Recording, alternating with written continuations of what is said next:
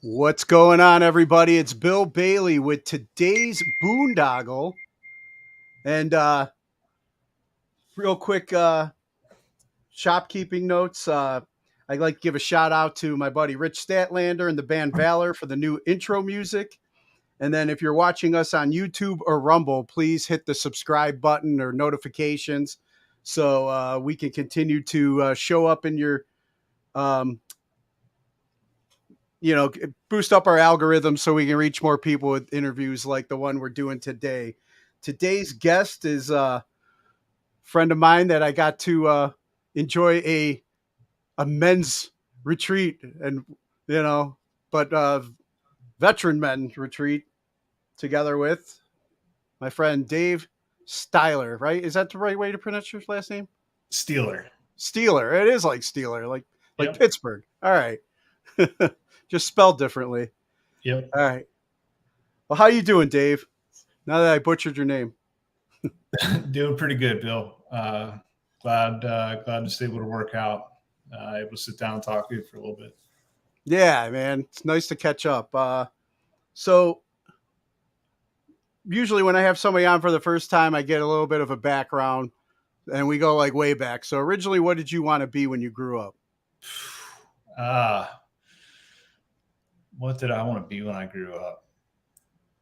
Probably, I don't know.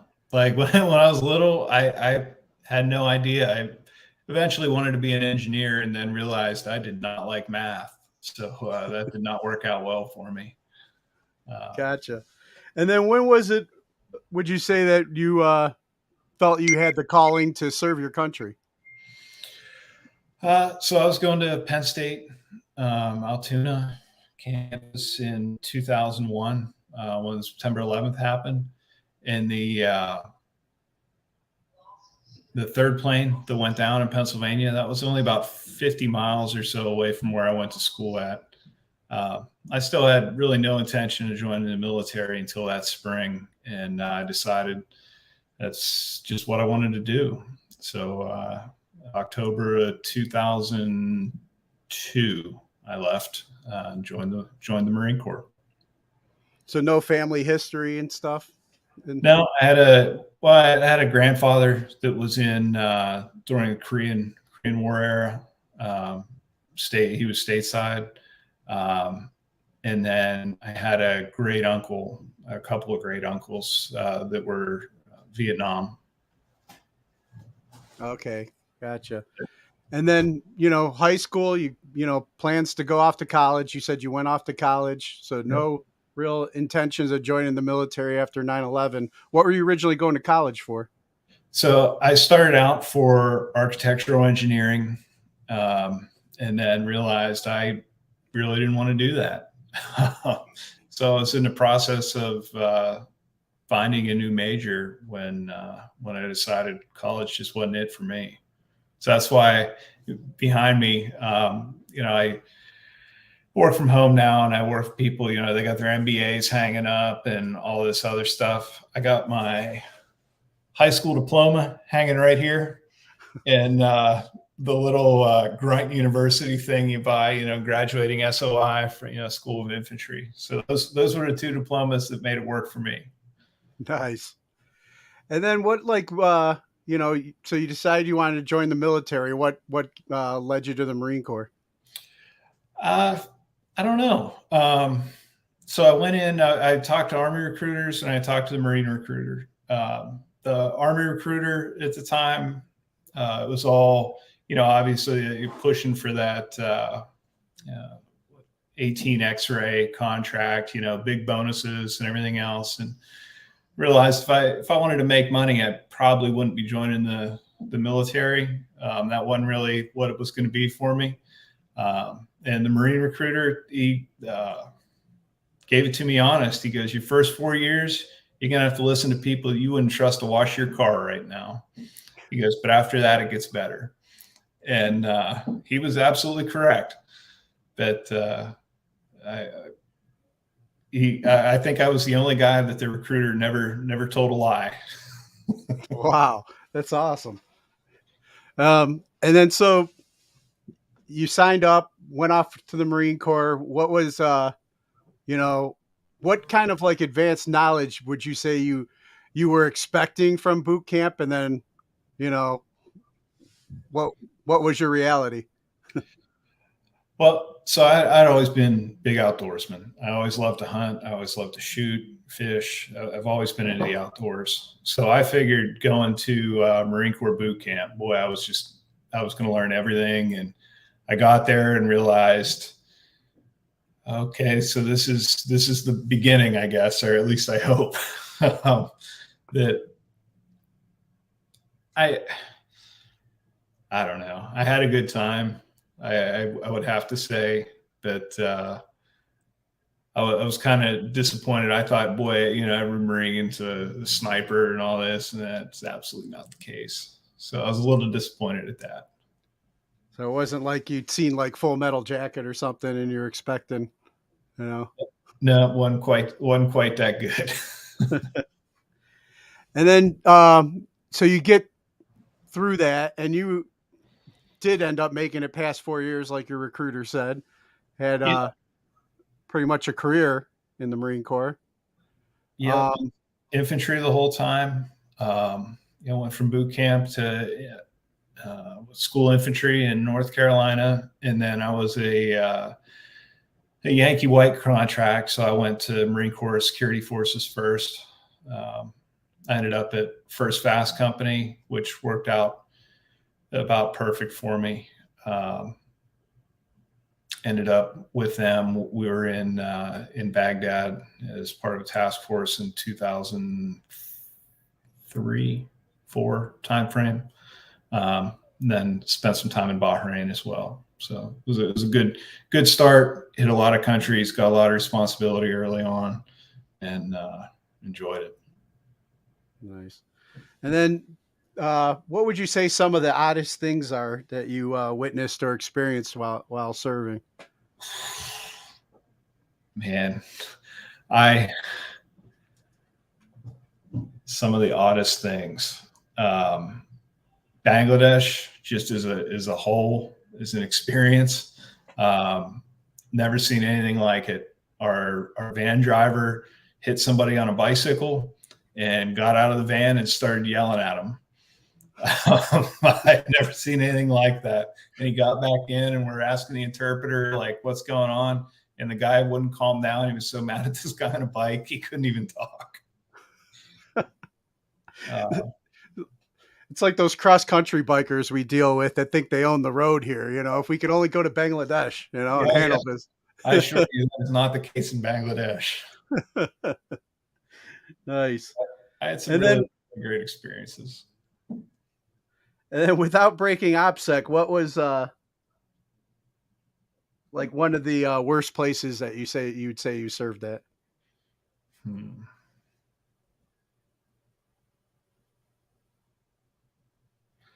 Well, I'd probably say my most recent deployment was 2016, 17, 16, 17, somewhere in there. And I was up around Bagram, and I'd say that was probably the worst at that point. Just there wasn't an enemy, there wasn't a or there was, but we were working with them. But then when we turned our back, they did their thing, and that bothered me a lot. Yeah. And then what would you say is one of the best places you got to serve? I'd say Japan. I enjoy. I lived in Okinawa for a few years. I met my wife out there. I would say Japan. Nice. Yeah, I think when I think I told you that my dad was in the invasion of Okinawa with the Marine Corps when we were Yeah. together out there. And then what would you say would be like one of your pet peeves for like with civilians since transitioning out of the military? Pet peeves. Well, I'll definitely say transitioning out of the military, you know, mine was after 18 years, you know, so 440, you know, and everybody I talked to is kind of telling the same story, that there are at least real similar parts, that it was a lot more difficult than I thought it was going to be. Um, I, that was hard. That was really hard. The first year, I did not do well. I didn't know what to do. Felt kind of lost. Um, Yeah, I remember that. One of the key things from that movie, what was it, The Hurt Locker? You know, one of the key scenes from that movie that like totally like really connected with me, because I wasn't on, you know, I didn't do any of that stuff that he did, you know, during my time in or whatever. But the coming home part and standing there staring at the boxes of cereal and not knowing which one to choose, you yep. know, because you're so used to everything being regimented, and, you know, you eat this and at this time, and then you do, you know, you take a shit at this time, you do this at this time. Yep. You know, it's like I totally like got that. That was like some of the hardest transitions for me getting out, you know. Oh yeah. I still, you know, there's still moments where it's, um, you know, my wife will ask me like, oh, you know, why don't you want to do that? And I'll look at her and be like, because I don't want to. I'm not going to because I don't have to. Yeah, yeah, It's kind of weird, you know, having that ability now, or a civilian job where things fail, and that's okay. Uh, that's pretty hard for me to wrap my head around. Um, it's an adjustment, to say the least. yeah. And you just hit something, you know, right on the head for me too. That, you know, the being able to say that that's okay, that this didn't work, that this didn't happen, you know, that this didn't follow through or play out how we Mm. were hoping it would. I was just at the VA this morning. I started taking a mindful gardening class that they offered there. I was like, you know what, man, I'm still having issues just with being stuck in my head too much. You know, my breathing sucks. I'm a million different with that monkey mind is flinging shit all over my skull, you know, Yeah. and I need other options other than, you know, take pills and do this and whatever. So it's like, all right, mindful gardening, you know, and just focus on what you're doing. Get your hands dirty and the, you know, and it's okay that things aren't, you know, whatever's going on. Like, you know, my oldest or my youngest just graduated high school, getting ready to go to college, and there's so much going on for this transition. And I'm stepping in saying, hey, do you need help? Do you need me to plan this? Do you need me to help you with this? And her mom say they have it, you know, they have it covered. Like the one thing that's gnawing at me right now is a graduation party. It's like they don't have a date or nothing yet. All her friends are having graduation parties, you know, families going on vacation, shit like that. People need to know things. It's driving me fucking nuts, you know? Yep. And I, and everybody else is telling me, look, you've offered to help. They said they have it. You know, if it doesn't happen, whatever, it's okay. You know, and I'm like, it's my little girl. She deserves this, you know, but she's the one too that's like, no, me and mom got it. All right. Quit giving myself an aneurysm about it, you know, but Yeah. hard, man, because we're already out. We see a mission and we want to get it done and cross it off the list and go on to the next one, you know? Yep.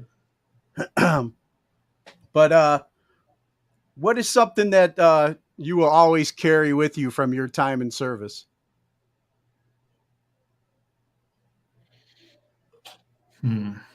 Something I'm carried with me. I guess kind of, you know, like it's going to get better. It always gets better. You know, it can only stay shitty for so long. It eventually is going to, it might get worse for a little bit, but it's going to get better. Just wait it out, you know. Um, It's not, you know, if you don't like it, it's not going to be like that forever. And if you love it, just, you know, remember, it's not going to be like that forever. Enjoy it while you can, and, you know, see what happens tomorrow. Oh yeah. And then what's like one of the funniest stories you feel you can share from your time in service? I know we were sitting around the campfire. You had some good ones that you probably don't want to share on this one, but Oh, man. I know there's got to be there's got to be so many to choose from. So I was, this was maybe 5 years ago. I was in the Republic of Georgia. We were taking a battalion of their, what would they call them? The Georgian Army. We were taking a battalion of them as advisors. We were taking them to Afghanistan to work with the Afghans. So there were 22 of us on the core team, and we're in Tbilisi. And Tbilisi is,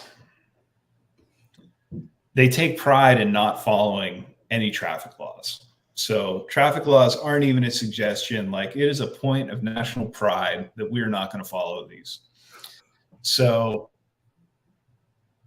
it is, you know, military, like, we weren't even allowed to drive. They had contract drivers that took us wherever we needed to go, because driving in that country was an event.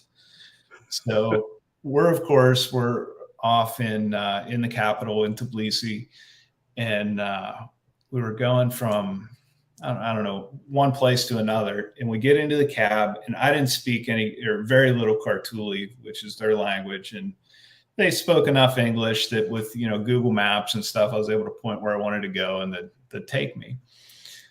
Well, I get in this cab, and I have the destination zoomed in, and I hand it to the cab driver, and he takes the phone and he goes like this, and then he pulls out this magnifying glass.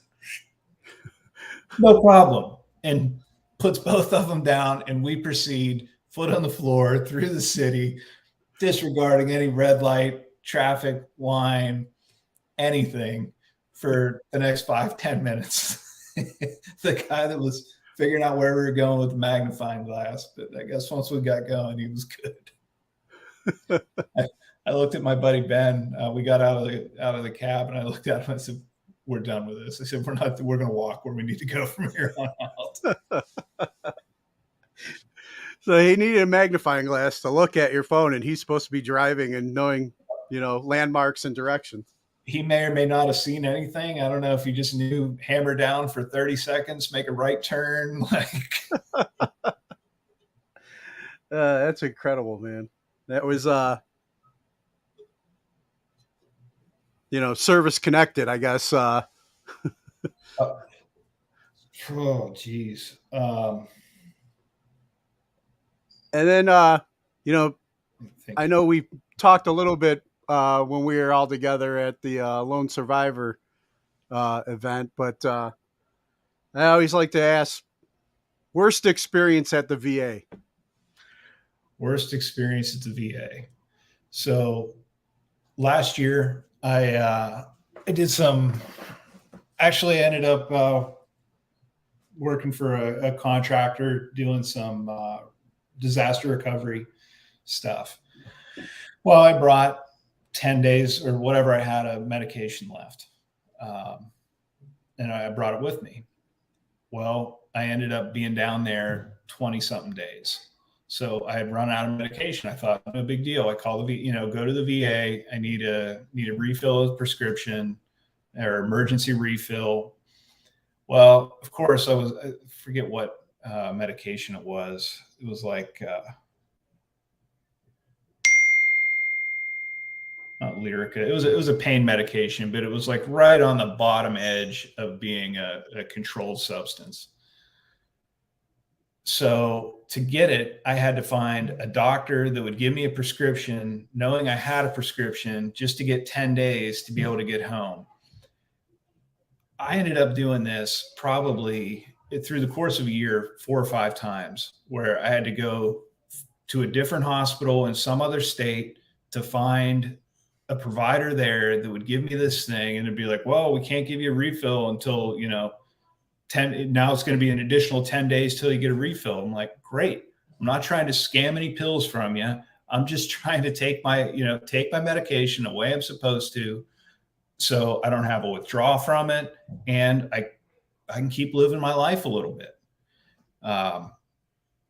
I how that system is with medication, especially if it's considered a controlled, that would drive me up the wall. I'd end up spending 4 or 5 hours. It seemed like every month to end up getting this refill. But in the first year, I think I was retired, I was on a total of 19 different medications, 13 at one time. And I did, honestly, I'm getting, I think, pretty darn good care down here in San Antonio right now. I just had a spinal surgery a month and a half ago, 2 months ago. I'm off of every pain medication. I'm taking a allergy medication now and an anti-inflammatory. That's it. I quit taking everything else. Nice. Yeah, I've been, had something similar that I experienced at one time I was on, I think it was gabapentin. Yep. And I was in school and doing an internship, and I never made it to the VA, and I ran out, and then the weekend was here and they're closed. So I remember going to my daughter's like basketball game to sit in the bleachers to watch her, and I'm just like sweating and nauseous, like friggin' withdrawn, man. It was horrible.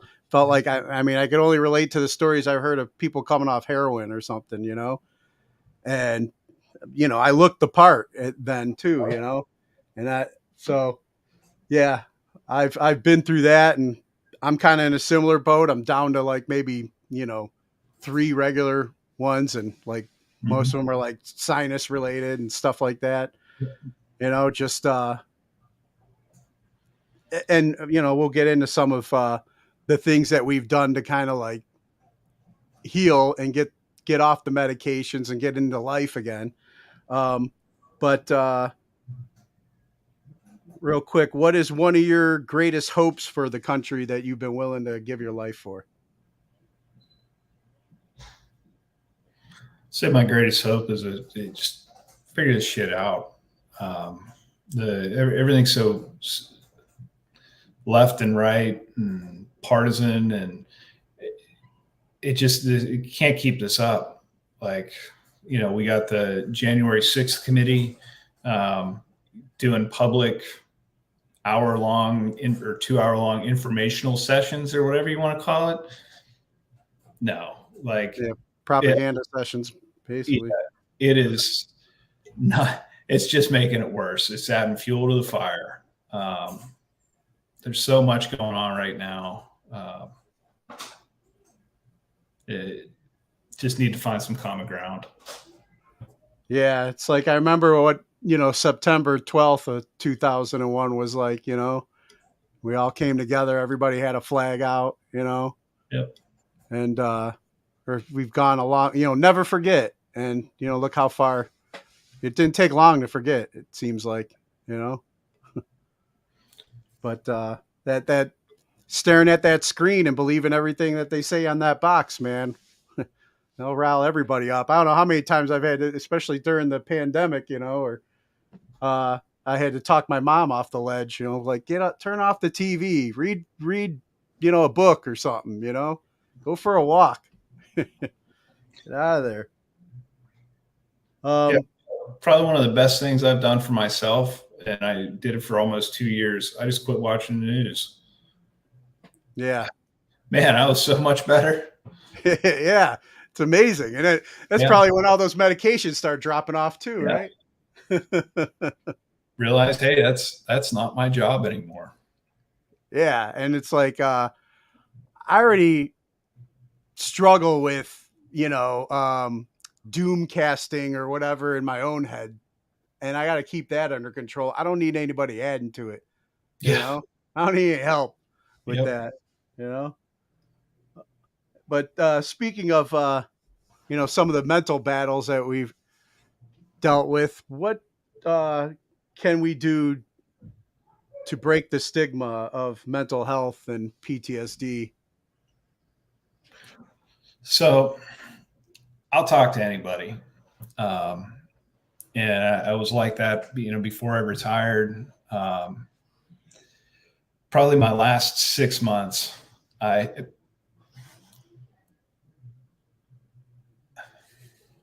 there's still a stigma in the military. It doesn't matter if you're a senior leader and you are on a schedule or whatever, deployment health or whatever you want to call it. It's affecting your career.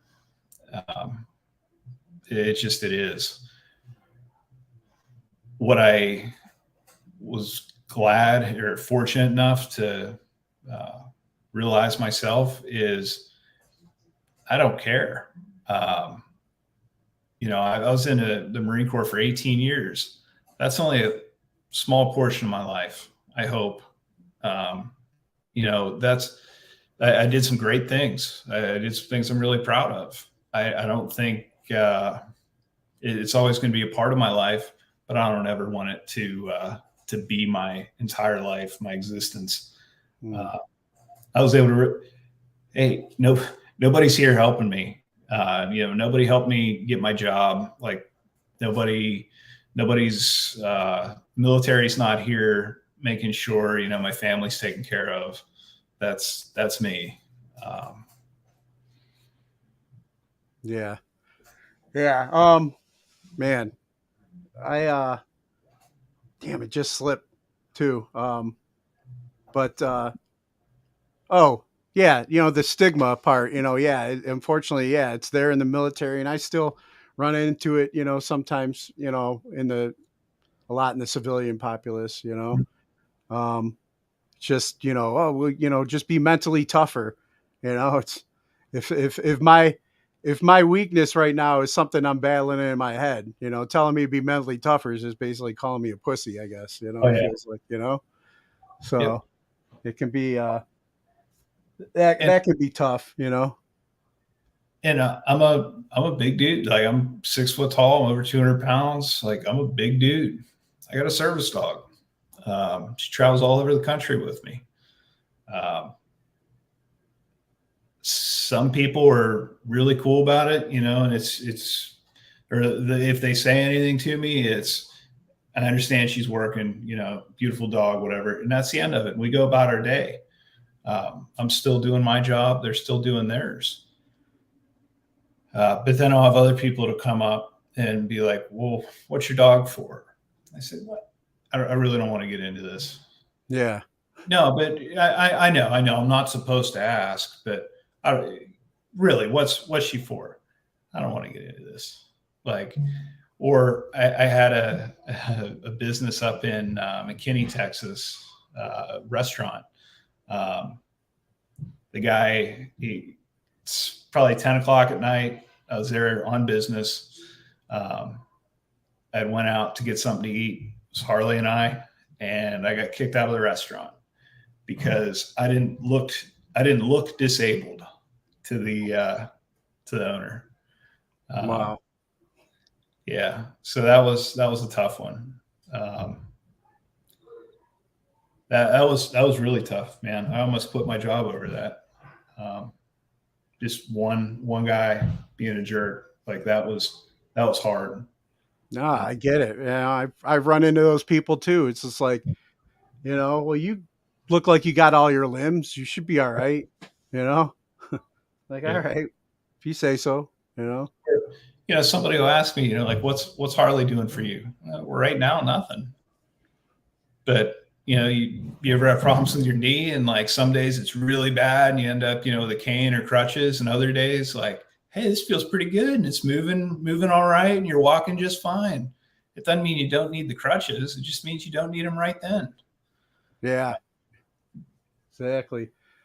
Like mine Brutus is right on the other side of my green screen right now. He had to come downstairs. That's why I was looking I was like, man, please don't try and come through the screen and knock everything down. But he's knows Dad's down here working and wants to be by him.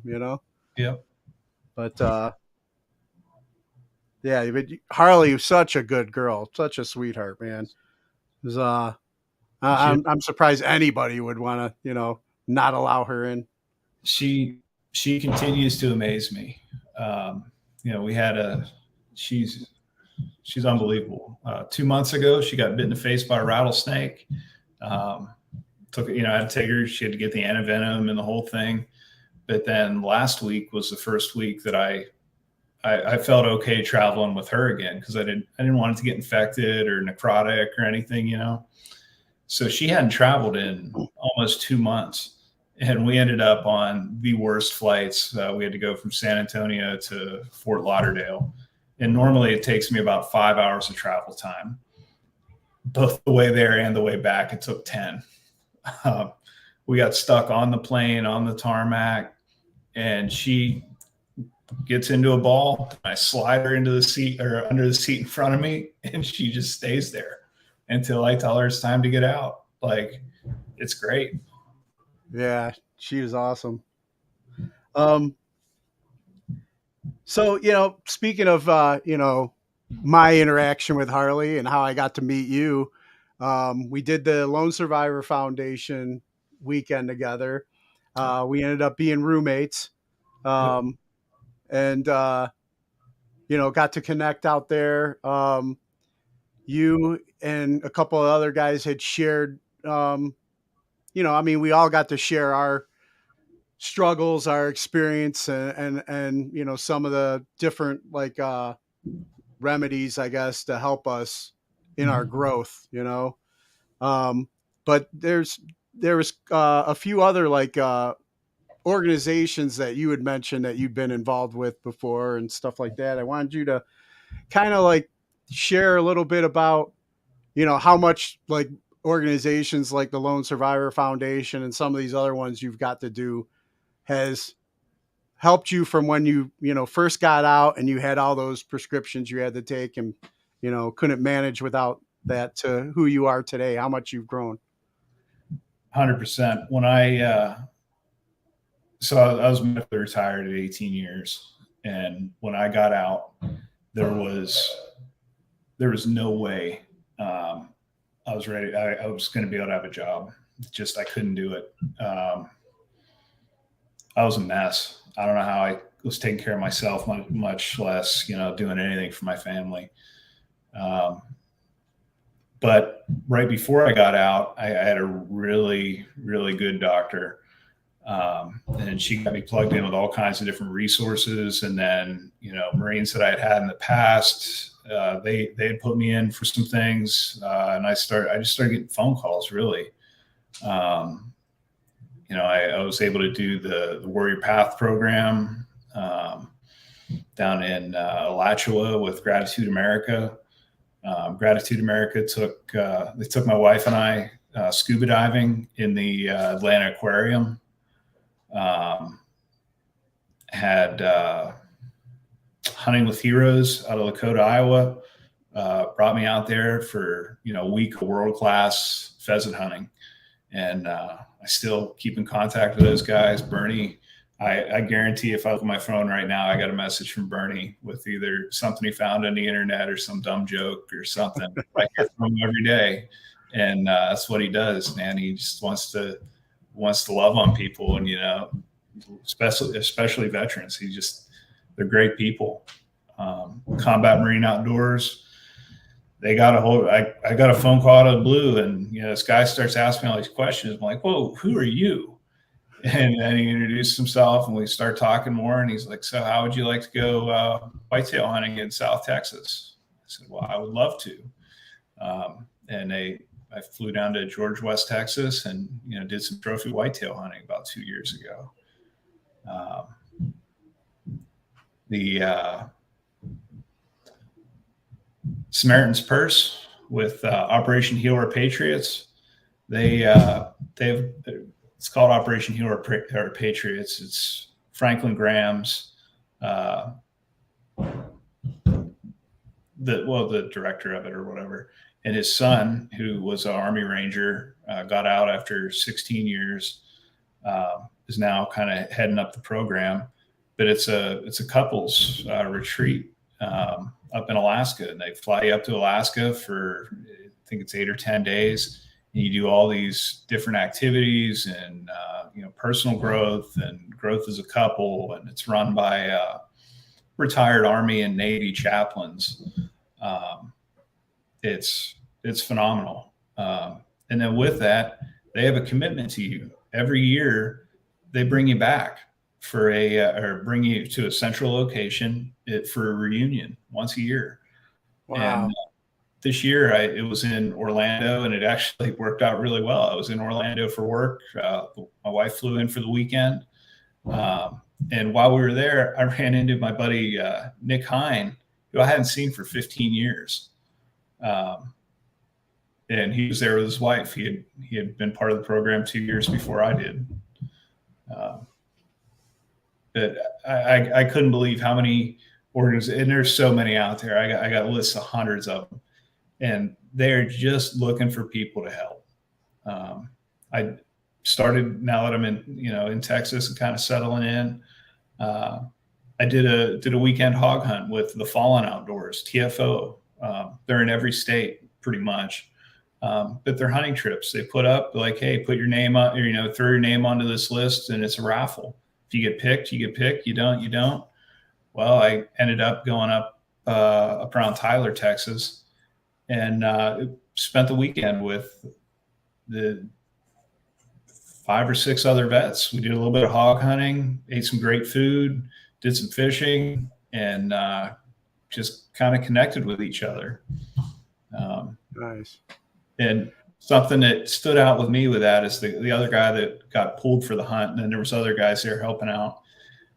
He said, I feel bad, put my name in for this. He goes, I can do this. Like, I have, a little bit of land. I can go hog hunting pretty much anytime I want.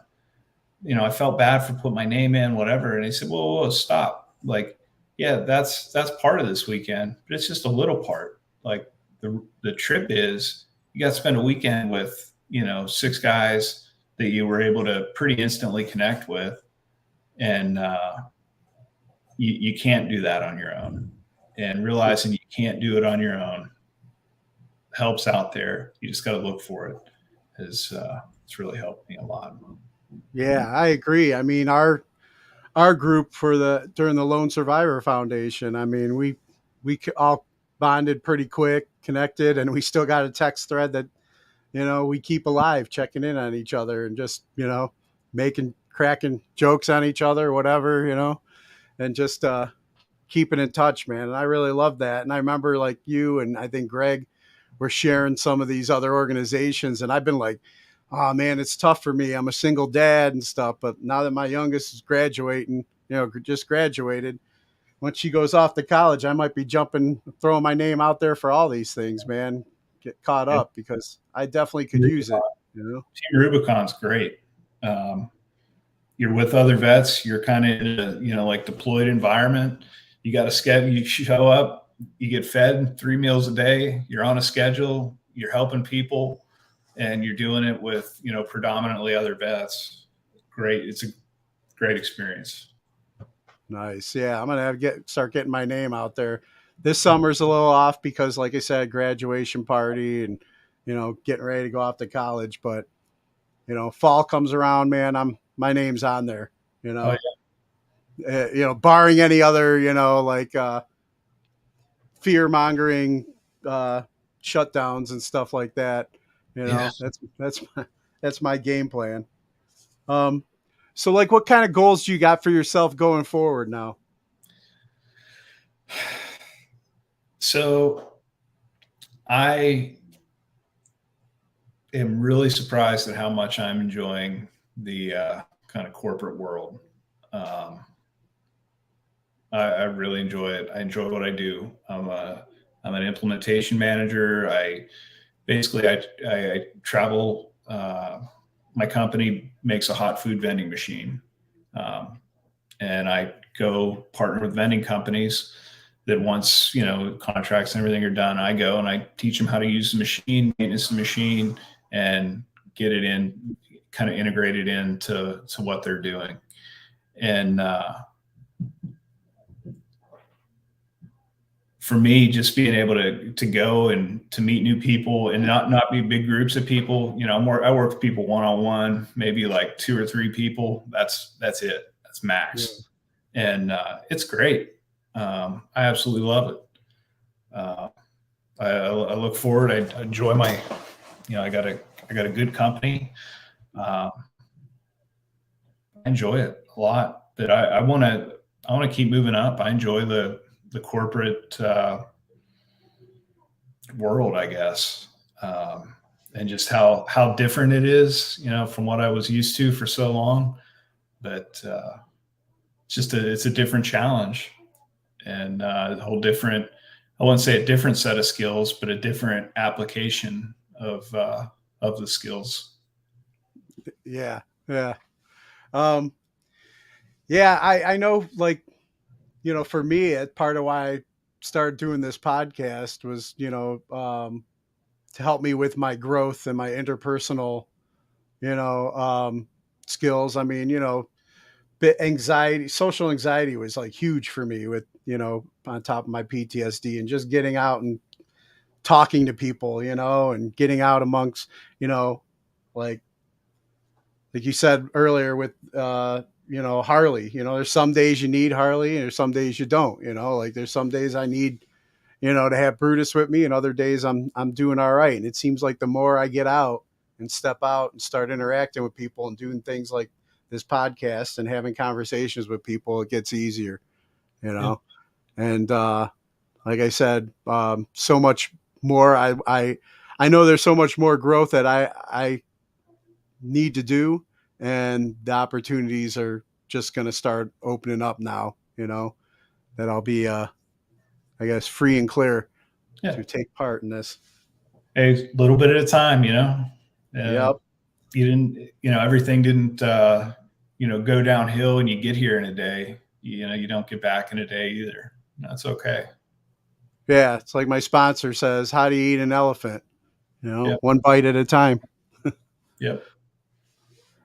So, Dave, you know, I think we talked a little bit out there too about, you know, my being a big, and I think all of us are like fans of music and stuff, but, you know, I used to do concert promotions and had connections with, you know, bands, and I have a lot of musicians on here. So I want to ask you some of the questions I normally ask them.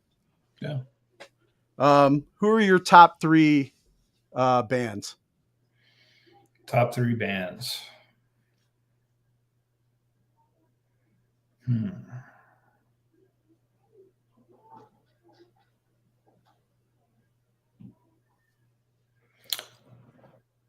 You know, I think that would probably depend on the week more than anything. I've just been really into like 60s and 70s classic rock, like nice. Old like vinyl rock.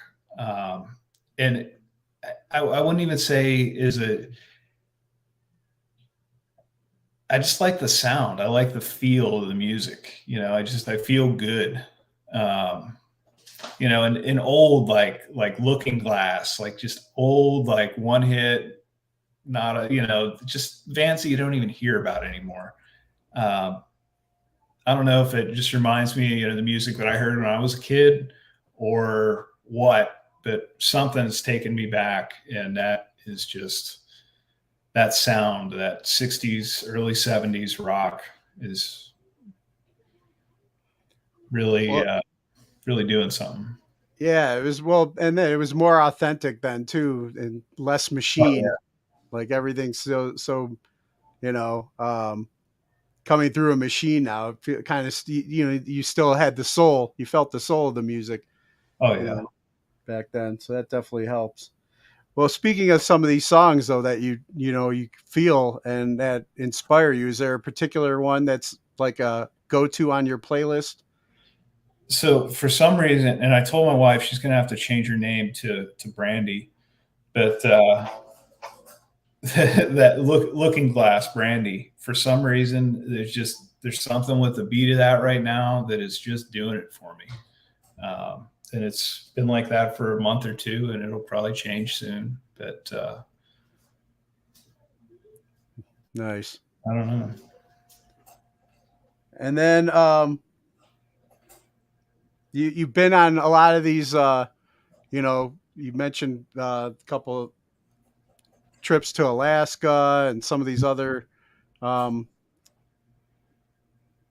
trips you got to do. Like, what's one of your favorite places that you ever visited? Favorite place I ever visited.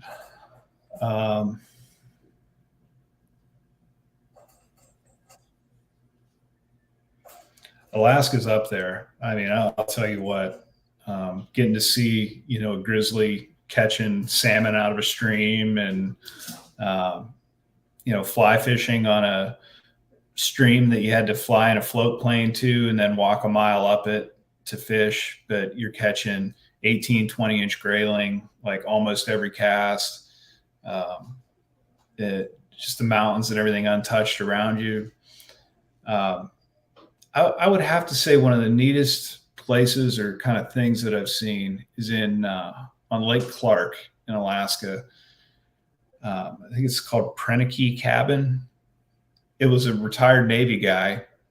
Is in the, I think, 60s.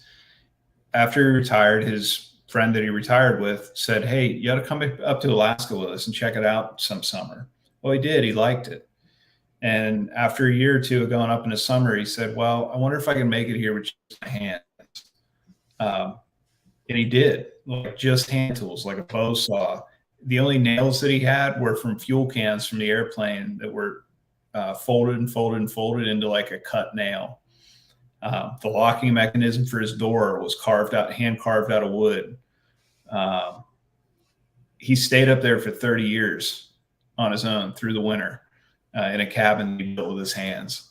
And with a stove in it and a fireplace in the middle of winter, he could get the inside of his cabin up to 30 degrees. Wow. Like, just incredible. And he kept such detailed astrological records and game migrations and just everything. Just seeing that and seeing how he literally did it from, I wonder if I can do this. And for 30 years, he did it. Now his cabin's there as part of a national park, and you can go and check it out. But I think that was probably one of the coolest. It was a cool place, but the story behind it just made it that much cooler. Yeah, that's pretty awesome. Now we need, YouTube tutorials or something, try and figure things out, and we're in trouble when the grid goes down or whatever. But that's good, I mean, I've been trying to tell my daughters too. I'm like, you don't have to do college. You can learn a trade, learn something. But my son's he's going into his senior year of high school, and he decided for him doing like a remote high school works for him. He's good at it. He's disciplined enough to do it. And I said, well, you're going into your senior year, you can do a couple things. You can get a job and do a little bit of school because he only has a couple classes he needs this year. And he decided he wants to do a welding program. And I couldn't be happier. And I told him, I said, look, just because you're doing this welding program and getting, he'll get certified and all the whatever stuff and do his weld tests. But I said, if you get done and you don't want to do this, that's okay. Like, It's just, you're just going to have the opportunity to have this skill for your entire life now. I'm a big fan of that. I'm a huge fan of the trades. Actually, if the job that I have now, if it didn't pan out, I was registered to go to that welding school. I was going to start like 2 weeks after I started my job. Nice. And then who are 3 people who've inspired you or you can credit for making you the person you are today? So number one's my dad. My dad passed away a number of years ago, but 100% I can attribute the success that I had in the Marine Corps and that I've had since on things that I learned from my dad. He never met a stranger. He it didn't matter if you swept the floors or designed the building. Everybody was equal in my dad's eyes. And you got the same amount of attention, and like, he was just as interested to hear. It didn't matter what you did, what your background was. He just did not care. And learning that from him, that's taken me. The vast majority of success that I have in my life, I can directly attribute to that. So for my dad, I am unbelievably grateful for that. For in the Marine Corps, I can trace it mostly back to Hogan Kendrick. He's retired now as well, living out in, I think, Ohio. Still keep in contact with him. He was my first platoon sergeant. He gave me a chance. He let me fail. I did it in spectacular fashion more than once. But he showed me what I did wrong, and picked up and kept moving on. That 100%. If he wouldn't have given me the start that I had, I never would have made it as close to as far as I did.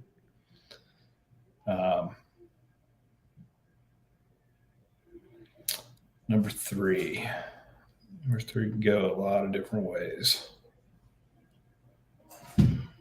I'd say number 3 is going to be my wife. She has put up with more shit than any woman ever should.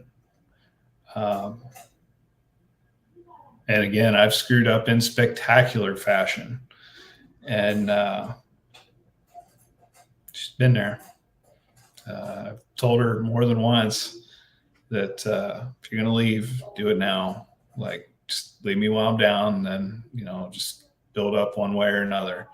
And every time she said, no, we're in this together, good and bad. We're going to figure it out. And just saying we're going to figure it out and, we're in this together. Turns out that is not the solution. That is just, that is the direction to go towards. You still got to find the solution, but being in there, working together and being in it together, that keeps me whole. Yeah, that's amazing, man. I think I shared during our weekend how much I envy you guys having that. It's beautiful. Because it's like, just knowing that, it's like we were talking at the beginning, that some things it's gonna be all right one way or the other, but having that person next to you to remind you things are gonna be all right. Because left to my own head, things aren't always gonna be all right. So yeah, definitely dark real quick. Yeah, definitely huge. Here's a question that takes people back. Favorite toy as a child? Favorite toy as a child?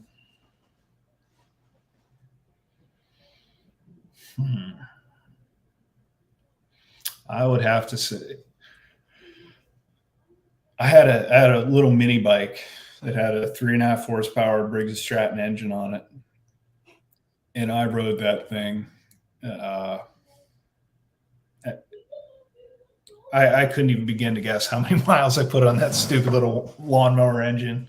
But I rode that. That was either that or a fishing pole. Man, I love fishing. I still do it every chance I can. That's awesome. And then any message that you have for our brothers and sisters that are currently serving overseas? Hang in there. Hang in there. It's not. It'll pass. I just 2 days ago, or I think it might have even been yesterday, but another friend, 18 years in the Marine Corps, and he killed himself. He's still active. I'm sure you've gone through your share of. I think at this point I've lost more friends to suicide than I have to just about everything else combined. It gets better. Call somebody. They don't have to have an answer. You don't even have to go to them with a problem. Just call them, talk to them. Yeah. Make a plan to do something, anything, to go bowling, anything. Just get your mind on something. Yeah. Join me at a mindful gardening class. Yep. Yeah. Join Bill for his mindful gardening with Bill. But yeah, man, totally. Like, I got my few, I got some little plants in the back that, I water them in the morning. I water them in the evening. I have to do that, or it's 105 in Texas right now. If I don't do that, they're going to die. Yeah. There's people, there's things out there relying on you. Hang in there. It'll get better. Yeah. It's just like you talked about earlier too. And it's, something that I've been challenged with as well, is just like, having that sense of purpose, because like, a lot of us will stay with that military identity, but that's not who we are. That's just a small part of who we are, and it's just finding that purpose and, growing from there.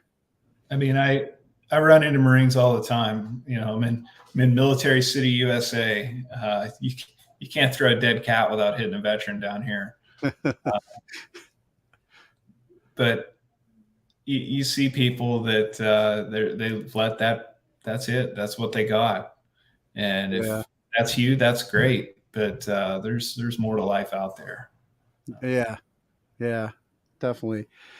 And like I've been in recovery for a number of years, and some of the things that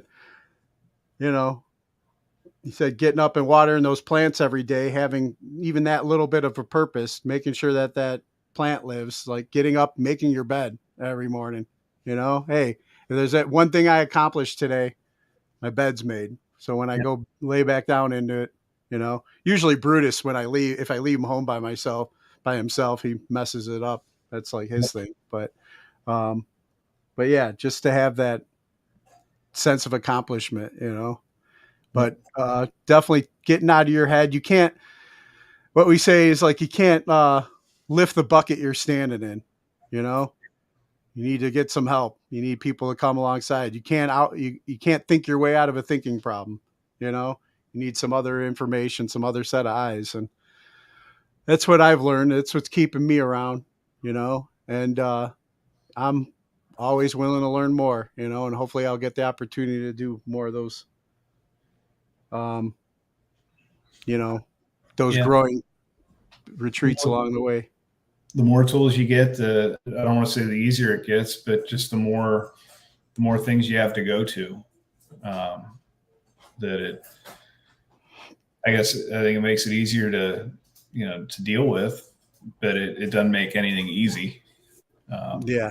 I don't think anybody's looking for an absolute easy button, but it is nice to have more than one option to figure something. I've looked for that button, but it usually doesn't pay off. I'm looking for that matrix hookup, just so okay, plug it in the back of my neck, and okay, today I'm a friggin' martial artist or whatever, But no, the real journey is, actually the real key is the journey, learning along the way, Yep.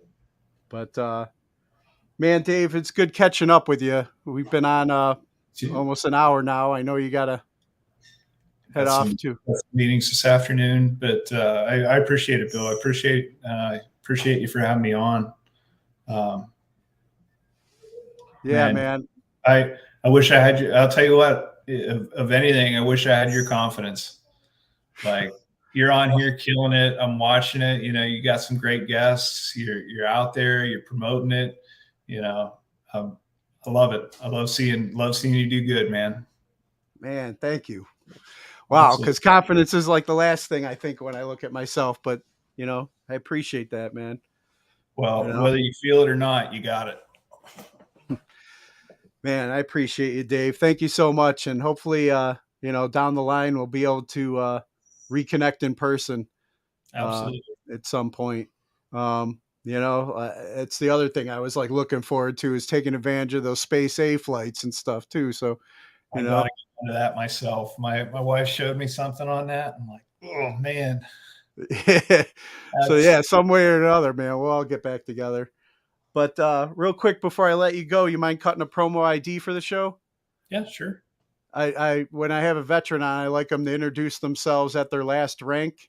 And you're listening to today's Boondoggle. My name is retired Gunnery Sergeant David Stiehler, and you're listening to today's Boondoggle. Awesome, Dave. Thank you so much, brother. It was good Awesome. catching up with you. Thanks, Give Billy. Harley a big hug for me. I absolutely will. You take care. All right, man. You too.